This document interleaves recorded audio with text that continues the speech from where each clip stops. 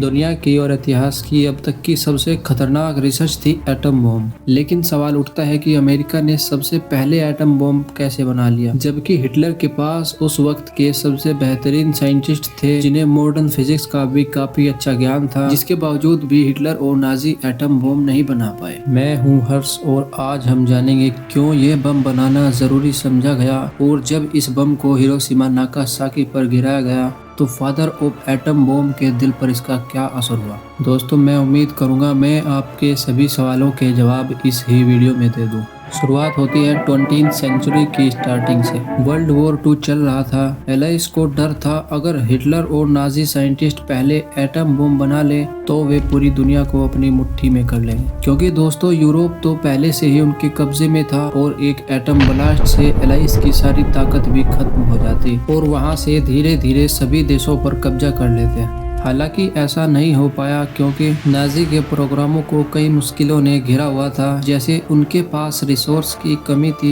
Allied bombings थी, यानी कि सभी देश उनके खिलाफ थे, उन पर हमला करने की तैयारी में थे और इसी वजह से कई वैज्ञानिक जर्मनी छोड़कर भी भाग गए थे और इसीलिए हिटलर एटम बम बनाने की दौड़ में धीरे धीरे पीछे रह गया। और मौका मिलते ही 1939 में आइंस्टीन और सेजेल्ट ने एक चिट्ठी अमेरिका के राष्ट्रपति के लिए लिखी। चिट्ठी में चेतावनी थी, जर्मनी के अंदर एक बहुत ही खतरनाक बम बनाया जा रहा है जो कि न्यूक्लियर फिजन करेगा। चेतावनी मिलते ही पूरी एलाइस और सभी साइंटिस्ट सोच में पड़ गए, अगर नाजी ने फिर भी ये एटम बम सबसे पहले बना लिया तो हिटलर के हाथ में कंट्रोल चला जाएगा, जिससे लाखों लोगों की जिंदगी खतरे में पड़ जाएगी।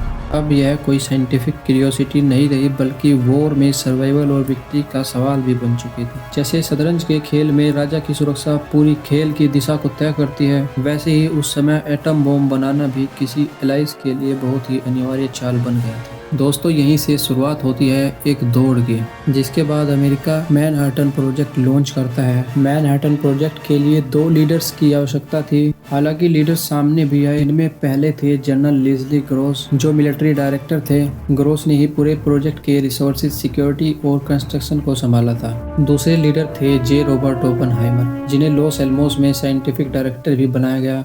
ओपनहाइमर का काम था अलग अलग फील्ड से ब्रिलियंट माइंड को इकट्ठा करना और उन्हें साइंटिफिक डायरेक्शन भी देना। उन्होंने हर साइंटिस्ट को एक स्पेसिफिक एक्सपीरियंस के हिसाब से अपॉइंट किया था, जैसे फिजिक्स के थ्योरी और क्रिटिकल मास के लिए बेथ, फेरमैन और बोहर को अपॉइंट किया था। रिएक्टर्स और चेन रिएक्शन के लिए फर्मे, सेजेल्ट और कैंपेन को अपॉइंट किया गया था और यूरेनियम प्लूटोनियम सेपरेशन के लिए लॉरेंस, यूरे और सीबोर्ग को अपॉइंट किया। दोस्तों, इन सब के अलावा भी हजारों इंजीनियर, केमिस्ट और फिजिसिस्ट दिन रात मेहनत कर रहे थे। उनका एक ही टारगेट था कि हिटलर से पहले किसी भी तरह एटम बम को बनाना। ओपनहाइमर इस प्रोजेक्ट को चलाने के लिए इसलिए सामने आए क्योंकि उनके दिमाग में इसका बुनियादी स्ट्रक्चर पहले से ही मौजूद था। उनका मानना था कुछ भारी न्यूक्लियस जैसे यूरेनियम 235 या प्लूटोनियम 239 को अगर फोड़ो तो हर एक के फटने पर न्यूट्रॉन्स निकलेंगे जो नाभिक को तोड़ेंगे और एक चेन रिएक्शन बनेगी जिससे बहुत ज्यादा मात्रा में ऊर्जा निकलेगी। इसका पहला वैज्ञानिक प्रूफ शिकागो पिल्स 1 में देखा गया था, जो दिसंबर 2, 1942 को किया गया था, जहां एनोरिका फर्मी ने कंट्रोल्ड चेन रिएक्शन दिखाया था जो साबित करता था कि वेपनाइज संभव है, यानी कि हम इसे एक हथियार के रूप में इस्तेमाल भी कर सकते हैं। कुछ लोगों के मन में डाउट होंगे कि शिकागो पिल्स 1 एक्सपेरिमेंट था क्या। यूनिवर्सिटी ऑफ शिकागो में दुनिया का पहला न्यूक्लियर रिएक्टर बनाया जाता है।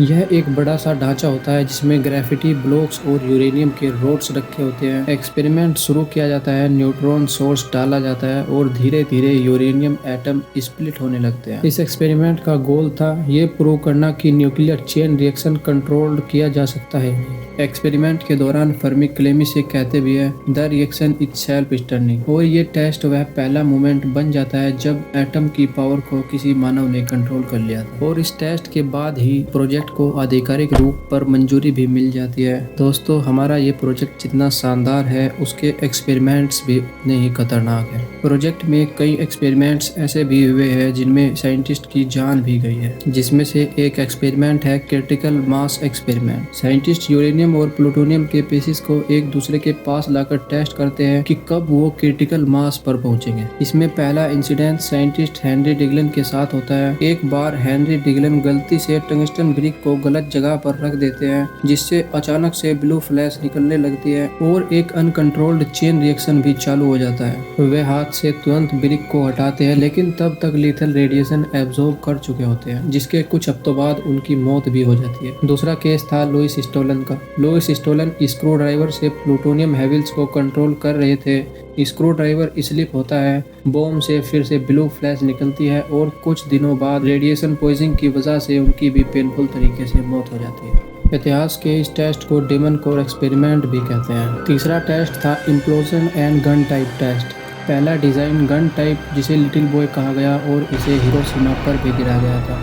टेस्ट में यूरेनियम 235 को हाई स्पीड से एक दूसरे पर फायर किया जाता है ताकि चेन रिएक्शन शुरू हो सके। दूसरा डिज़ाइन था इम्प्लोजन यानी कि फैट मैन, जिसे नागासाकी पर गिराया गया था। इस टेस्ट में प्लूटोनियम को एक्सप्लोजिव से कंप्रेस करके क्रिटिकल मास अचीव करना होता है। हिरोशिमा नागासाकी पर गिराने से पहले इन डिजाइन्स को प्रूव करने के लिए काउंटलेस छोटे एक्सप्लोजन, डमी बॉम्ब और कैलकुलेशंस किए गए। प्रोजेक्ट का तीसरा और फाइनल एक्सपेरिमेंट था ट्रिनिटी टेस्ट। इस टेस्ट को 16 जुलाई 1945 को न्यू मैक्सिको के एक डेजर्ट में किया जाता है। काउंटडाउन शुरू होता है 10, 9, 3, 2, 1 और फिर आसमान में सूरज से भी ज़्यादा चमकदार ब्लास्ट होता है। एक मशरूम क्लाउड आसमान में उठ जाता है।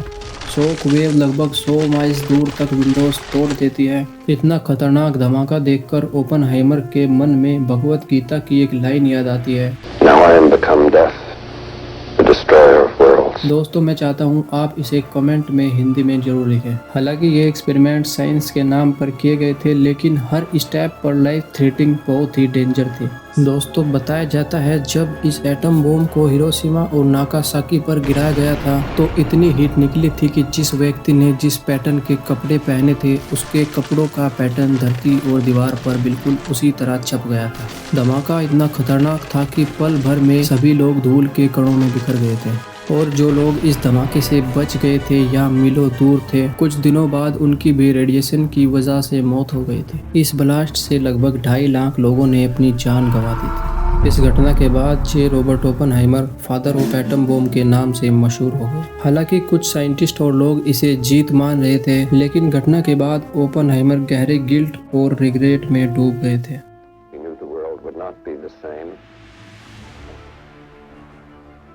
Few people laughed, few people cried, most people were silent.